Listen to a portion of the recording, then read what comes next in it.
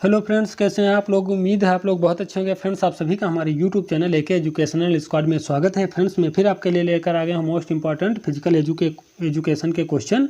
और सारे क्वेश्चन बहुत ही अच्छे लेवल के हैं और बहुत ही आपको पसंद आएंगे और आप बहुत ही ज़्यादा आपकी परीक्षा में हेल्प करेंगे। तो चलिए फ्रेंड्स, बिना देरी के स्टार्ट करते हैं। आज का हमारा पहला क्वेश्चन है, बैरियाट्रिक सर्जरी किस बीमारी के उपचार के लिए प्रयोग में लाई जाती है। तो आपने बताना है कि बैरियाट्रिक जो सर्जरी होती है शरीर में किस बीमारी के उपचार के लिए प्रयोग की जाती है। तो ये जब शरीर में मोटापा अधिक हो जाता है या शरीर का वजन, जब मोटापा अधिक होगा तो जाहिर सी बात है शरीर का वजन भी बढ़ जाएगा। तो जब शरीर में मोटापा अत्यधिक हो जाता है तब क्या किया जाता है, बैरियाट्रिक सर्जरी की जाती है। ठीक है, तो इससे क्या होता है, मोटापा और वजन को कम करने के लिए क्या किया जाता है, बैरियाट्रिक सर्जरी की जाती है। ठीक है, याद रखना, मोटापा और वजन को कम करने के लिए बैरियाट्रिक सर्जरी की जाती है। ठीक है, अगला देखते हैं, फ्लैट फुट फ्लैट फुट विकृत को या फ्लैट फुट समस्या को अन्य किस नाम से जाना जाता है। तो इसको जाना जाता है पेस प्लेनस। ठीक है, क्या पेस प्लेनस और गिरे हुए मेहराब, ये भी नाम है इसका, गिरे हुए मेहराब और या फिर सपाट पैर के नाम से भी जाना जाता है। किसको, फ्लैट फुट जो समस्या होती है उसको। और ये फ्लैट फुट जो समस्या होती है कहाँ होती है, तो ये पैर का जो पंजा होता है उसमें होती है। ठीक है, मैं अभी बता देता हूँ, एक चित्र बनाऊंगा, टेढ़ा मेढ़ा जैसा भी मुझसे बन जाएगा। ठीक है, ये थोड़ा सही नहीं बना है, फिर से बना रहा हूँ।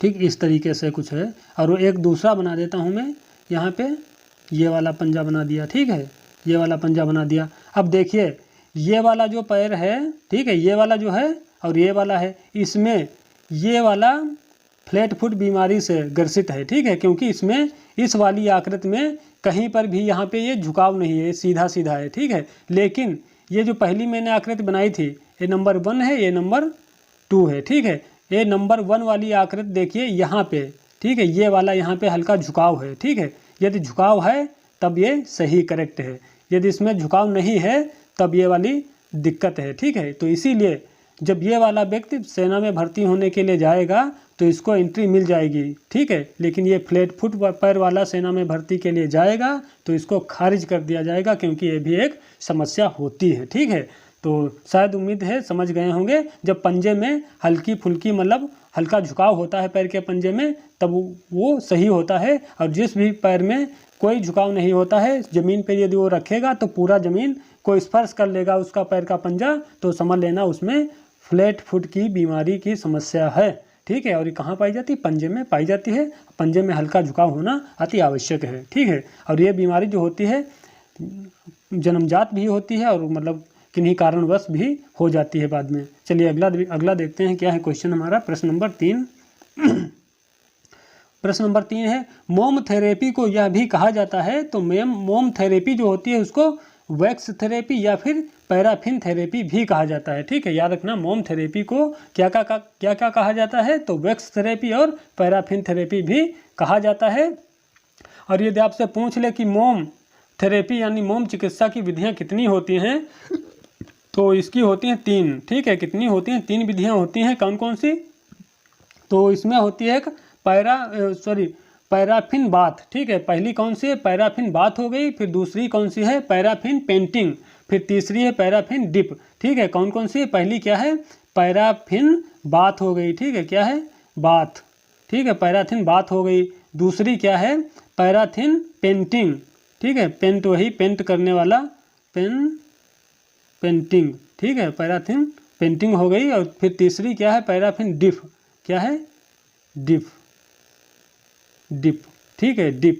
ठीक है, paraffin bath, paraffin painting, paraffin dip, 3 हो गए। ठीक है, तो हमारा क्वेश्चन क्या था, मोम थेरेपी को यह भी कहा जाता है वैक्स थेरेपी और पैराफिन थेरेपी, और इसकी 3 विधियां होती हैं वैक्स थेरेपी की। कौन कौन सी, पैराफिन बाथ, पैराफिन पेंटिंग और पैराफिन डिप। ठीक है, चलिए उम्मीद करते हैं समझ में आया होगा। अगला देखते हैं क्या है, मनोरंजन शब्द किस भाषा से लिया गया है। तो मनोरंजन शब्द जो है ये लैटिन भाषा के 2 शब्दों से मिलकर बना होता है। ठीक है, मनोरंजन जो शब्द होता है लैटिन भाषा के 2 शब्दों से मिलकर बना होता है। और बात करी जाए कि मनोरंजन क्या होता है या इसकी परिभाषा क्या है, तो मनोरंजन जो होता है वो खाली समय का उपयोग करना, यानी खाली समय में जो भी आप क्रियाकलाप करते हैं किसके लिए, आनंद प्राप्त करने के लिए, सुख की अनुभूति के लिए, ठीक है।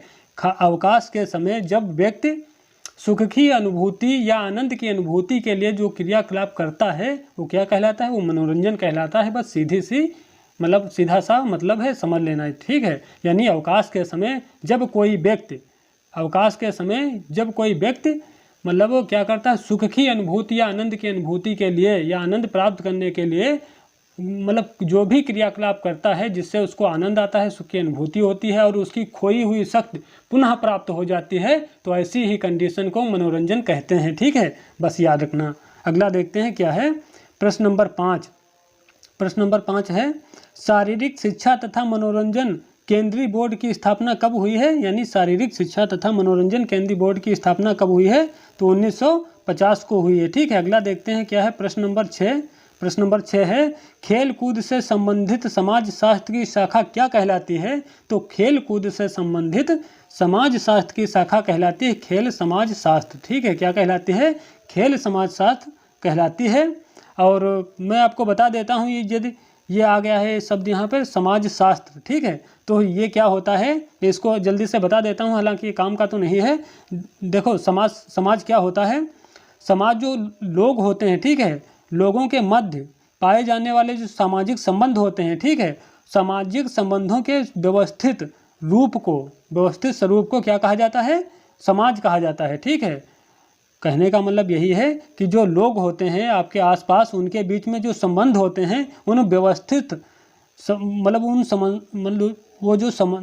संबंध होते हैं, उन संबंधों का जो व्यवस्थित रूप होता है या स्वरूप होता है, ठीक है, संबंधों का व्यवस्थित स्वरूप जो होता है वही समाज कहलाता है, ठीक है। इसीलिए मुझे याद है मैकाइवर एवं पेज ने एक परिभाषा दी थी जो कि उन्होंने कहा है सामाजिक संबंधों का जाल, ठीक है। क्या बताया, समाज को क्या बताया, समाज जो है एक सामाजिक संबंधों का जाल है, ठीक है, जिसके माध्यम से एक दूसरे के संबंधों के माध्यम से एक दूसरे से हम लोग बिंधे हुए हैं, गुथे हुए हैं, ठीक है। तो इसीलिए कहा गया है समाज जो है सामाजिक संबंधों का जाल है, ठीक है। यानी कहने का मतलब यही है, जो समाज होता है उसमें जो हमारे आपसी तालमेल होते हैं, उन्हीं तालमेल जो वे संबंध होते हैं, ठीक है, उन्हीं का जो व्यवस्थित रूप होता है या स्वरूप होता है वही क्या कहलाता है, समाज कहलाता है, ठीक है। चलिए उम्मीद करें समझ में आ गया होगा। अगला देखते हैं प्रश्न नंबर 7। प्रश्न नंबर 7 देख लेते हैं क्या है, किसी नगर से दूर प्राकृतिक स्थान पर तंबू या झोपड़ी में अनुशासित ढंग से रहना क्या कहलाता है। बहुत ही महत्वपूर्ण क्वेश्चन है, कई बार परीक्षा में आया हुआ है, ठीक है। क्या है, किसी नगर या शहर से दूर प्राकृतिक स्थान पर तंबू या झोपड़ी में अनुशासित ढंग से रहना क्या कहलाता है, तो ये कहलाता है कैंपस या फिर शिविर, ठीक है। कैंपस कहिए या फिर उसको शिविर कह लीजिए। और बात आई है कैंपस की, तो मैं आपको बता देता हूँ, यदि इससे कई सारे क्वेश्चन आते हैं, मतलब कई सारे क्वेश्चन बनते हैं शिविर से, ठीक है। तो इसमें पूछ लेता है कि शिविर यानी कैंपस या शिविर का सबसे अच्छा मौसम कौन सा होता है, ठीक है। तो ये होता है बसंत ऋतु, ठीक है। कौन सा, बसंत। शिविर लगाने का सबसे सर्वोत्तम जो मौसम होता है वो होता है बसंत ऋतु, ठीक है, बसंत ऋतु होता है। और ये बसंत ऋतु किस महीने में पड़ता है, तो ये वही लास्ट फरवरी से, फरवरी मार्च अप्रैल, ठीक है, ये जो 3 महीने होते हैं उनको बसंत ऋतु आप कह सकते हैं, ठीक है। लास्ट फरवरी से स्टार्ट हो जाएगा, फरवरी होगा, मार्च होगा, अप्रैल होगा, ये क्या होगा, ये सब बसंत ऋतु के अंतर्गत आ जाता है। और इससे एक और क्वेश्चन बनता है, कई बार पूछा है कि कैंप लगाने से सबसे ज़्यादा हम क्या सीखते हैं, ठीक है। तो कैंप लगाने में सबसे ज़्यादा हम अनुशासन सीखते हैं। और ये भी पूछ लेता है कभी कभी कि कैंप का जो शिविर का अनुशासन है वो कैसा होता है, तो कैंप का जो अनुशासन होता है वो हमेशा कठोर होता है, ठीक है, याद रखना। और एक क्वेश्चन और इससे बनता है कि शिविर कहाँ पर लगाना चाहिए, तो शिविर हमेशा कोशिश यही की जाए कि मतलब बसंत ऋतु के मौसम में लगाइए, और कहाँ पर, प्रकृति के समीप प्राकृतिक स्थानों पर जहाँ पर पेड़ पौधे हों, नदियाँ हों, पहाड़ हों, झरने हों, ऐसे स्थानों पे मतलब कुल मिलाकर कहने का मतलब यही है कि प्राकृतिक स्थान यानी प्रकृति के समीप ही शिविर कैंप लगाने चाहिए, वो सबसे बेटर होते हैं, ठीक है। चलिए उम्मीद कर रहे हैं समझ में आया होगा। अगला देखते हैं क्या है हमारा क्वेश्चन, प्रश्न नंबर 8, शारीरिक उपचार को किस नाम से जाना जाता है, तो शारीरिक जो उपचार होता है इसको किस नाम से जानते हैं, तो इसको फिजियोथेरेपी भी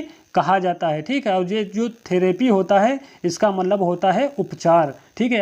आया हुआ क्वेश्चन है कि फिजियोथेरेपी होता है या किसी प्रकार की थेरेपी है तो थेरेपी का क्या मतलब होता है, तो थेरेपी का मतलब होता है उपचार। याद रखना। प्रश्न नंबर 9 देख लेते हैं क्या है इसी क्रम में।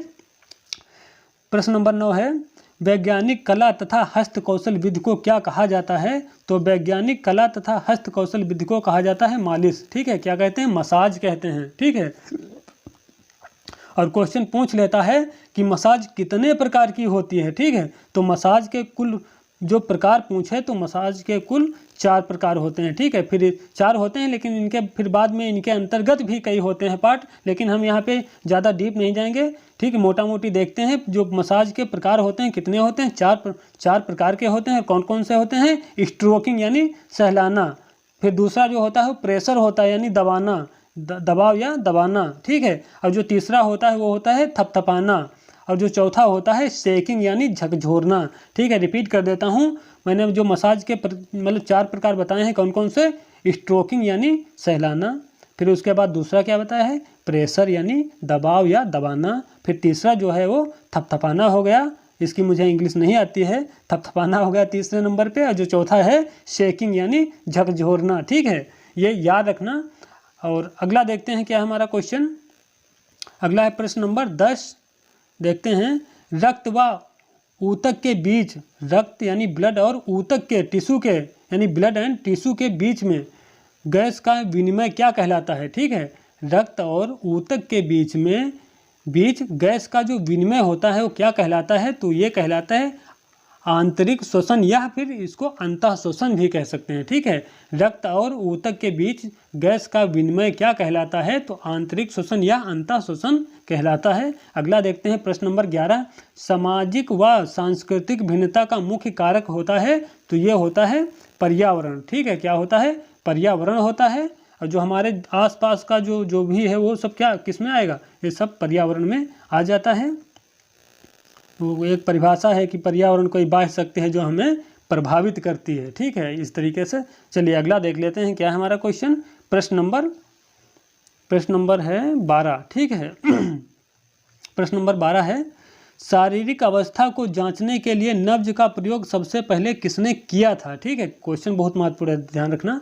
शारीरिक अवस्था को, शारीरिक स्थिति को, शारीरिक अवस्था को या शारीरिक स्थिति को जांचने के लिए नब्ज यानी पल्स का प्रयोग सबसे पहले किसने किया था, तो नब्ज देखने का सबसे पहले जो प्रयोग किया था वो गैलन ने किया था। ठीक है, और गैलन ने किया था। और ये जो नब्ज होती है क्या होती है मैं आपको बता देता हूँ। जो हृदय की धड़कन के कारण धमनियों में होने वाली हलचल को क्या कहा जाता है, नाड़ी कह लीजिए, नब्ज कह लीजिए, पल्स कह लीजिए। ठीक है, क्या क्या, नाड़ी कहो चाहे नब्ज कहो चाहे पल्स कहो, बात एक ही है। ठीक है, मैं रिपीट कर देता हूँ एक बार, क्या है हमारा क्वेश्चन। शारीरिक अवस्था की जांच करने के लिए नब्ज का प्रयोग सबसे पहले किसने किया था, तो गैलन ने किया था। और जो ये होती क्या है, जो हमारे हृदय की, जो हमारा हृदय होता है, हृदय की धड़कन के कारण, ठीक है, जो हमारा दिल होता है, हृदय की धड़कन के कारण धमनियों में होने वाली हलचल को क्या कहते हैं, नाड़ी कहते हैं। ठीक है, नाड़ी कहते हैं, या फिर इसको नब्ज भी कह लीजिए या पल्स भी कह सकते हैं आप। और इस कैसे आप पता करेंगे, तो शरीर के बहुत सारी जगहों पे इसका मतलब अनुभव किया जा सकता है। जो हमारी हड्डी होती है, हड्डी के पास जो धमनी होती हैं, उनको आप मतलब थोड़ा सा दबाइए और खूब ध्यान लगाकर उसको मतलब महसूस कीजिए। सुनना मत, सुनाई नहीं देगा, हाथ से या दबाएंगे तो सुनाई नहीं देगा, लेकिन महसूस जरूर होगा। ठीक है, तो हड्डी वाले मांस पे यदि आप हल्का दबाते हैं धमनी को, तो वहाँ पे उसकी मतलब धड़कन होगी, हृदय की जो धड़कन होगी वो आपको सुनाई देगी। मतलब सुनाई का मतलब महसूस होगी। ठीक है, तो धड़कन को आप महसूस कर सकते हैं। ठीक है, चलिए उम्मीद कर रहे हैं समझ में आया होगा। अगला देखते हैं क्या है प्रश्न हमारा 13। प्रश्न नंबर 13 है स्वस्थ शरीर में ही स्वस्थ मस्तिष्क निवास करता है। यह परिभाषा किसकी है, तो यह परिभाषा हो जाएगी अरस्तु की, यूपी में। ठीक है, और DSSB में कौन इसके मतलब आंसर हो जाएगा, प्लेटो हो जाता है। ठीक है, क्या है हमारा क्वेश्चन, स्वस्थ शरीर में ही स्वस्थ मस्तिष्क निवास करता है, यह परिभाषा किसकी है, तो यूपी की बात करी जाएगी, उत्तर प्रदेश की बात करी जाएगी। तो इसमें यूपी में अरस्तु सही माना जाता है आयोग द्वारा, लेकिन दिल्ली में क्या माना जाता है, प्लेटो को सही माना जाता है। ध्यान रखना इस चीज़ का। अगला देख लेते हैं प्रश्न नंबर 14। WHO के अनुसार किसी व्यक्ति का सामान्य BMI कितना होना चाहिए? तो इसका BMI कितना होना चाहिए? ये होना चाहिए कितना? 18.5 से 24.9 होना चाहिए। ठीक है, किसी शरीर का जो सामान्य BMI जो मानक होता है, BMI यानी बॉडी मास इंडेक्स जो मानक होता है, कितना होना चाहिए? नॉर्मल की बात करी जाती है तो नॉर्मल कितना होना चाहिए? 18.5 से 24.9 होना चाहिए सामान्य व्यक्ति का बॉडी मास इंडेक्स। ठीक है, और ये बात आ गई है WHO की। ठीक है, तो मैं इसको भी बता देता हूँ। पहली बात तो इसका जो फुल फॉर्म पूछ लेता है कभी कभी, तो इसका फुल फॉर्म क्या हो जाएगा? World Health Organization. ठीक है, क्या होगा? वर्ल्ड हेल्थ ऑर्गेनाइजेशन यानी विश्व स्वास्थ्य संगठन। अब यहाँ से एक क्वेश्चन बन जाता है कि इसकी स्थापना कब हुई? WHO की स्थापना कब हुई है? तो इसकी स्थापना 7 अप्रैल 1948 को हुई है। और पूछ ले यदि कि इसका मुख्यालय कहाँ है, तो आप झट से बता देना जिनेवा स्विट्जरलैंड में है। ठीक है, चलिए अगला देखते हैं क्या हमारा क्वेश्चन। अगला क्वेश्चन है प्रश्न नंबर 15। किसी शरीर का BMI कितना किसी शरीर का BMI निकालने का सूत्र होता है। तो इसका जो निकालने का सूत्र होता है क्या है, मैं आपको बता देता हूँ। वेट बटे हाइट गुणे हाइट। ठीक है, कुछ इस तरीके से देख लीजिए, जैसे अभी मैं बता रहा हूँ आपको। भार, ठीक है, क्या है, लिख देता हूँ सही से। भार, वो भी किसमें? केजी में। ठीक है, भार बटे ऊंचाई, ऊंचाई गुणे ऊंचाई। ठीक है, भार बटे ऊंचाई गुणे ऊंचाई। ठीक है, सबसे ऊपर क्या लिखेंगे? भार लिखेंगे अपना, फिर नीचे क्या लिखेंगे? अपनी हाइट लिखेंगे, ऊंचाई लिखेंगे। तो ऊंचाई 2 बार लिखनी है, वो भी किसमें? मीटर में। ठीक है, मान लो जैसे कि आप मान लो कितने हैं, मान लो आपका वेट कितना है, मान लो जैसे आप ही हैं। ठीक है, और आपका वेट मान लो जैसे आपका वेट कितना है? 80 है। ठीक है, आपका वेट 80 kg, वो भी ठीक है केजी में 80 kg है। ठीक है, अब आपकी हाइट देखी जाएगी। मान लो आपकी जो हाइट है, वेट तो मान लो आपने आपका 80 है, लेकिन आपकी जो हाइट है वो कितनी है? मान लो जैसे 1.60। ठीक है, गुणे में इतनी, फिर करेंगे 1. ठीक, ये हो गई। ठीक है, अब आपका वजन हो गया 80 kg। ठीक है, आपकी हाइट कितनी हो गई? 1.60 मीटर गुणे में 1.60 मीटर हो गई। ठीक है, अब इसको जब आप हल करेंगे तो जो भी निकल के आएगा वो आपका बॉडी मास इंडेक्स निकल आएगा। ठीक है, याद रखना। और यही इसका सूत्र है, क्या है? भार बटे ऊंचाई गुणे ऊंचाई, इसका सूत्र होता है किसका? BMI का। ठीक है, यानी बॉडी मास इंडेक्स का। और मैं आपको बता देता हूँ, जो नॉर्मल होता है वो तो आपने देख ही लिया। किसी शरीर का जो नॉर्मल BMI होता है कितना होता है? 18.5 से 24.9 होता है। यदि इससे कम होता है, ठीक है, 18.5 से जब कम होगा तो क्या होगा? ये होगा अंडर वेट। ठीक है, अंडर वेट मतलब कम भार हो जाएगा, कम भार है मतलब, ठीक है, कम भार हो जाएगा। यदि 25 से ऊपर है, ठीक है, 25 से ऊपर है, कहाँ तक है?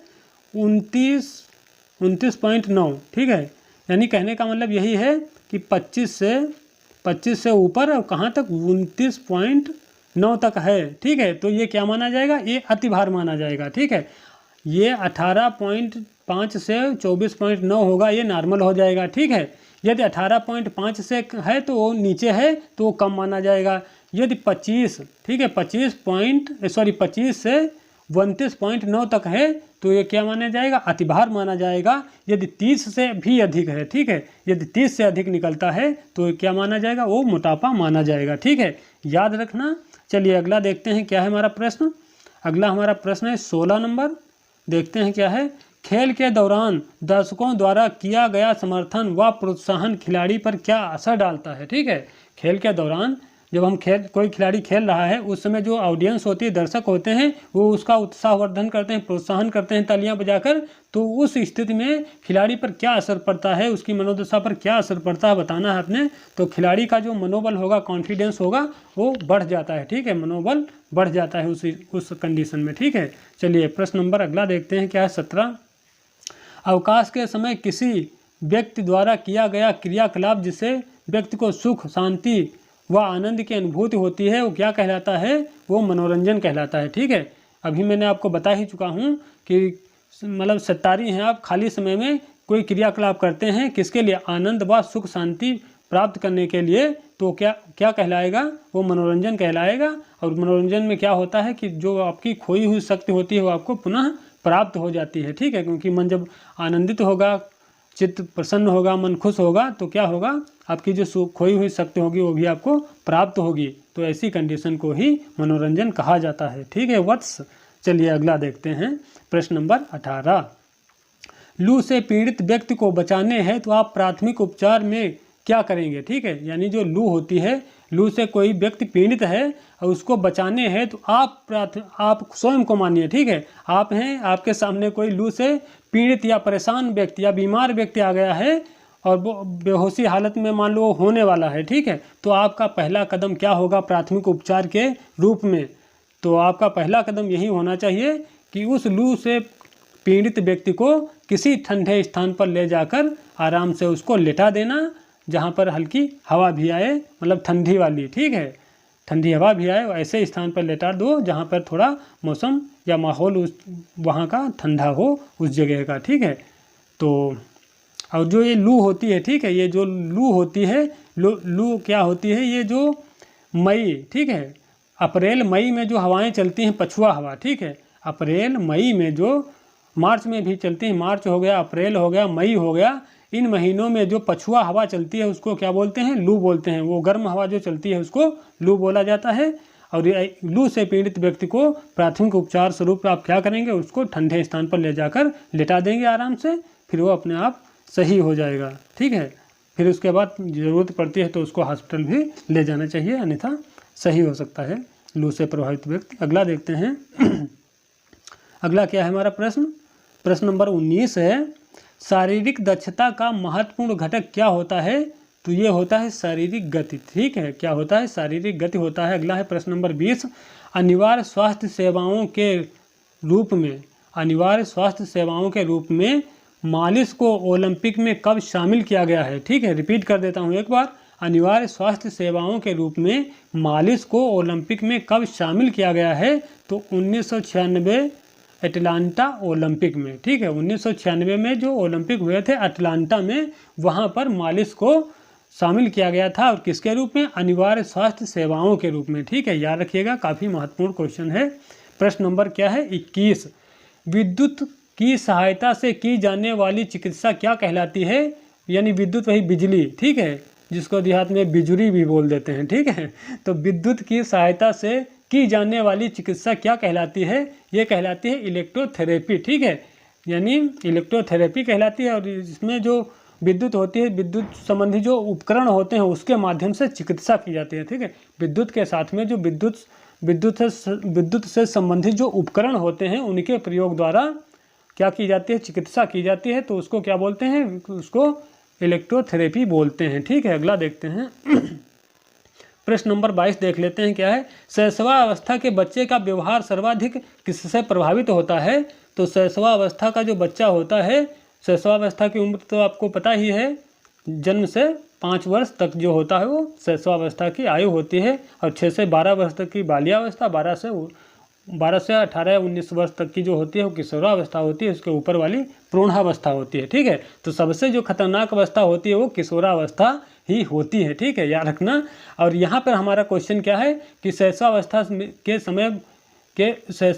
के बच्चे का व्यवहार सर्वाधिक किससे प्रभावित होता है? तो शैशवावस्था का जो 5 साल का बच्चा होगा तो जाहिर सी बात है वो घर में ही ज़्यादातर रहेगा। जब घर में रहेगा तो सबसे ज़्यादा प्रभावित किससे होगा? अपने परिवार से होगा, अपनी माता से होगा, अपने पिता यानी परिवारजन से प्रभावित होगा। तो इसका जो राइट आंसर होगा क्या होगा? परिवार ही हो जाएगा। यदि यहीं पर पूछ लेता आपसे, कई बार आ चुका है क्वेश्चन कि किशोरावस्था का बालक सबसे ज़्यादा किससे प्रभावित होता है, और उसमें ऑप्शन ऐसे ऐसे दे देते हैं जो आपको मतलब हिला देंगे। ठीक है, तो किशोरावस्था का जो बालक होता है वो समूह बनाने में, प्रवृत्ति में ज़्यादा माहिर होता है, मतलब समूह बनाने में वो अग्रणी होता है। इसलिए किशोरावस्था का जो बालक होता है वो सबसे ज़्यादा जो प्रभावित होता है वो अपने साथियों से प्रभावित होता है, अपने जो फ्रेंड सर्किल होती है, दोस्तों से प्रभावित होता है, संगी साथियों से प्रभावित होता है सबसे अधिक। ठीक है, ध्यान रखिएगा। और किशोरा जो अवस्था होती है वो बहुत ही तनाव तूफान की अवस्था होती है, संवेगात्मक अवस्था होती है। चलिए अगला देखते हैं प्रश्न नंबर 23। प्रश्न नंबर 23 क्या है? खेल एक स्वैच्छिक और आत्म केंद्रित क्रिया है। यह परिभाषा किसकी है, या मतलब यह कथन किसका है? क्या है? रिपीट कर देता हूँ, खेल एक स्वैच्छिक या आत्म केंद्रित क्रिया है। यह कथन किसका है? तो यह है प्रोफेसर स्टर्न का। ठीक है, अगला देखते हैं प्रश्न नंबर 24। खेल कार्य में एक प्रकार का मनोरंजन है। ध्यान से, खेल कार्य में एक प्रकार का मनोरंजन है, यह कथन किसका है? तो ये है वैलेंटाइन का। ठीक है, वो वाला वैलेंटाइन नहीं जहाँ पे आप गिफ्ट वगैरह देते हैं किसी को। हाँ, शायद समझ गए हैं, वो वाला नहीं है। ठीक है, हम सीधा क्वेश्चन पे लौटते हैं। खेल कार्य में एक प्रकार का मनोरंजन है। खेल जो है, खेल कार्य में एक प्रकार का मनोरंजन है, यह कथन किसका है? ये वैलेंटाइन का है। ठीक है, अगला देख लेते हैं क्या है प्रश्न नंबर 25। प्रश्न नंबर 25 है ठंडे व गर्म पानी का बारी बारी से शारीरिक चोट पर प्रयोग किया जाना क्या कहलाता है? तो ये कहलाता है कंट्रास्ट बाथ। ठीक है, कंट्रास्ट बाथ कहलाता है। और इसमें क्या करते हैं कि एक पहले ठंडा फिर गर्म, ठंडा फिर गर्म, बारी बारी से करते रहते हैं, लगभग 15 से 20 मिनट तक करते हैं। तो इससे क्या होता है, इसमें काफ़ी राहत मिलती है शरीर में। वही जो आपको पहले बता चुका हूँ, मांसपेशियाँ ऐंठन में फ़ायदा होगा, सूजन में फ़ायदा होगा, जहाँ चोट लगी होगी उस दर्द में फ़ायदा होगा। इस तरीके से सब होता है। ठीक है, अगला देखते हैं प्रश्न नंबर 26। शिक्षण संस्थाओं में होने वाले खेल किस प्रकार के मनोरंजन हैं? ठीक है, क्या है? यानी शिक्षण या शैक्षणिक संस्थाओं में होने वाले खेल किस प्रकार के मनोरंजन होते हैं? तो ये होते हैं संस्थागत मनोरंजन। ठीक है, क्या कहलाते हैं? संस्थागत मनोरंजन कहलाते हैं। अगला देखते हैं प्रश्न नंबर 27। किसी व्यक्ति की शारीरिक दक्षता क्षमता से आशय है कि उसकी दैनिक, क्या आशय है? उसकी दैनिक कार्य करने की जो क्षमता होती है उससे। ठीक है, रिपीट करता हूँ एक बार, काफ़ी महत्वपूर्ण है, आया हुआ क्वेश्चन है। किसी व्यक्ति की शारीरिक दक्षता क्षमता से क्या आशय है?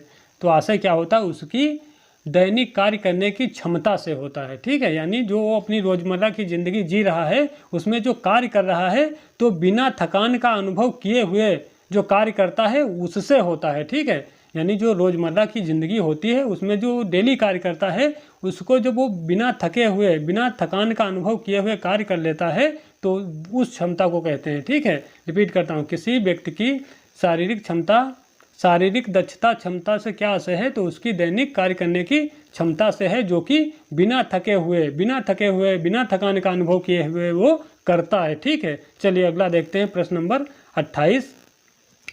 क्या है? खेल के सामाजिक संपर्क सिद्धांत की अवधारणा किसने दी थी? ठीक है, रिपीट करता हूँ, खेल के सामाजिक संपर्क सिद्धांत यानी सोशल कॉन्टैक्ट थ्योरी। ठीक है, सोशल कॉन्टैक्ट थ्योरी की अवधारणा किसने दी थी? तो ये दी लूमले। ठीक है, कौन है? लूमले। अगला देखते हैं प्रश्न नंबर 29। खेल पर आधारित किंडरगार्टन शिक्षा पद्धति के आविष्कारक कौन थे? तो ये फ्राबेल थे। ठीक है, कौन है? फ्राबेल थे। और इनका जो पूरा नाम है फ्रेडरिक विलियम ऑगस्ट फ्राबेल। ठीक है, याद कर लेना, कभी कभी पूछ लेता है पूरा नाम इनका। तो फ्रेडरिक विलियम ऑगस्ट फ्राबेल इनका पूरा नाम है। यदि पूछ ले कहाँ के हैं तो ये जर्मनी के महान शिक्षा शास्त्री थे। ठीक है, जर्मनी के महान शिक्षा शास्त्री हैं। और इन्होंने किंडरगार्टन जो पद्धति है उसमें बच्चा जो होता है, ठीक है, बालक को क्या माना है? बालक को एक पौधे के समान माना है। और जो शिक्षक होता है उसको माली की संज्ञा दी है। बालक जो बच्चा होता है उसको, मतलब गार्डन का जो बगीचा होता है बगीचे का पौधा माना है, बच्चे को बगीचा का पौधा माना है।